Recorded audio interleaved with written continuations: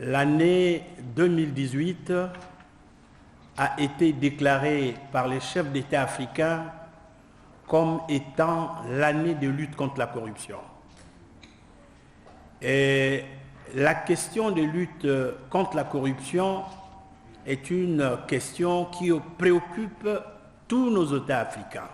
Et aujourd'hui, nous sommes heureux de recevoir la délégation du Conseil consultatif de l'Union africaine pour la lutte contre la corruption, venue échanger avec nous pour voir et comprendre quel est le niveau d'applicabilité dans notre pays de la Convention de l'Union africaine sur la prévention et la lutte contre la corruption.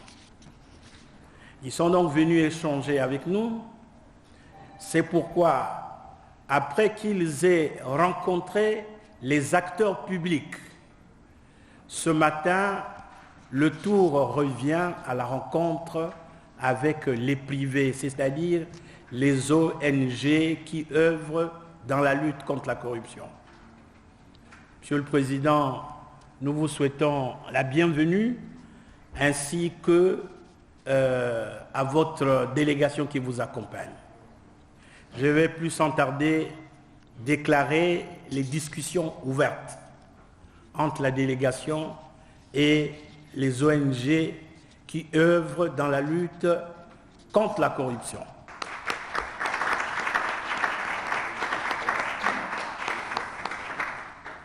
Merci. Permettez-moi avant tout de saluer, mais aussi de présenter à mes collègues la présence parmi nous de l'honorable Nzoba Bella, qui fut membre du Conseil consultatif de 2011 à 2015. Honorable, merci de votre présence parmi nous.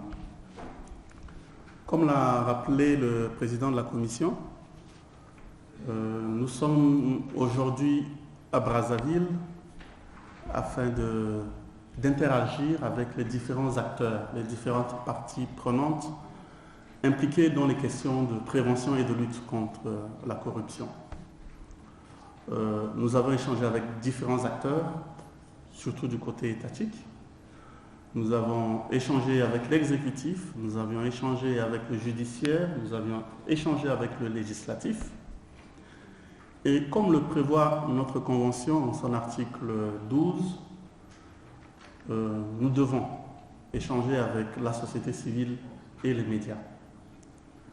Devons, dans le sens où c'est une obligation pour nous, parce que la Convention recommande aux États d'impliquer fortement la société civile et les médias dans les questions de prévention et de lutte contre la corruption. C'est ce qui justifie ce forum. Nous voulons, à travers cet exercice, avoir votre point de vue. Nous avions écouté différents acteurs étatiques sur leur perception, sur leur volonté, sur les actions qui ont été entreprises pour lutter contre la corruption. À présent, nous souhaitons écouter la société civile congolaise sur le rôle qui est la sienne dans la prévention et dans la lutte contre la corruption, sur ses réalisations, mais également sur ses difficultés, parce que nous avons l'obligation d'écouter toutes les parties. Et nous avons également l'obligation, à la fin de notre séjour, d'élaborer un rapport qui se veut, je dirais, participatif, dans le sens où toutes les parties prenantes avec lesquelles nous avons interagi devront se retrouver dans ce rapport-là. Donc, nous vous invitons à ne pas hésiter à prendre la parole, à ne pas hésiter à donner vos ressentiments réels, parce que vous êtes considérés en tant que société civile comme un acteur clé dans le processus de prévention et de lutte contre la corruption.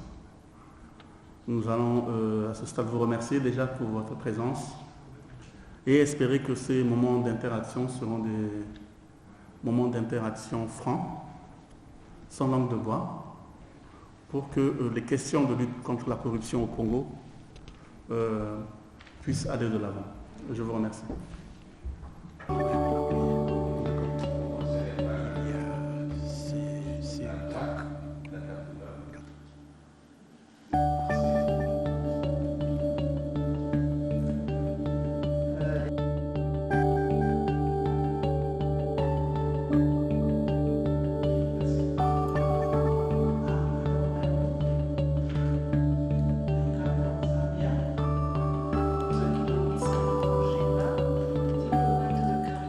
Nous avons un grand intérêt d'assister à ce forum parce que ça concerne des questions très importantes, des questions brûlantes dans toute société. Parce qu'aujourd'hui, quand on parle de la corruption, comme nous le savons tous, c'est une gangrène qui se manifeste dans tous les pays presque du monde, notamment dans notre pays, ici le Congo-Brazzaville. Nous assistons à beaucoup d'actes de corruption qui minent même l'administration publique. Et donc, raison pour laquelle nous, société civile, nous avons bien intérêt de prendre part à ce genre de forum et d'apporter notre contribution et de recevoir aussi de ceux qui viennent nous parler de la corruption au niveau africain, parce que ça relève effectivement de la compétence de l'Union africaine en tant qu'organe international, sous-régional, qui travaille sur la lutte contre la corruption. Et nous aussi, c'est notre combat de tous les jours. Et voilà pourquoi nous sommes là pour prendre part à ce forum.